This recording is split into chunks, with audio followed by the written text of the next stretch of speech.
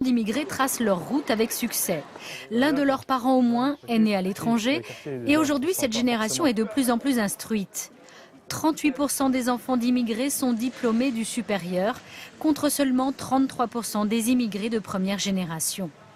Avec une mention spéciale pour les filles d'origine marocaine ou tunisienne.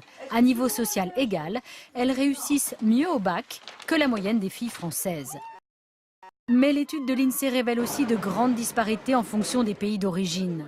30% des enfants d'immigrés originaires d'Afrique sortent du système scolaire sans diplôme. C'est 2 fois plus que les enfants d'immigrés d'Europe du Sud.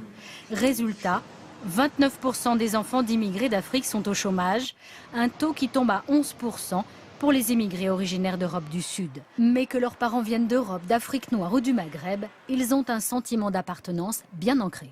Ce qui me rend français, c'est ces valeurs-là, ces symboles de liberté, égalité, fraternité et cette déclaration des droits de l'homme et du citoyen. On n'a pas choisi de venir ici, c'est nos parents. Après moi je le dis, je suis fier d'être français. Ouais.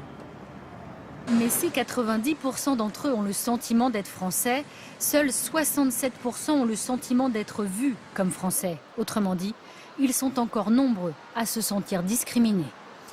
Et on s'arrête un instant sur un autre des grands enseignements de cette étude, la réussite de la deuxième génération d'origine asiatique. On n'en parle pas souvent. Pourquoi cette ascension? Karine Comazzi, Marie Cazot. Entre Stéphane et sa sœur Nathalie, le travail, c'est une affaire de famille. Ils sont nés en France.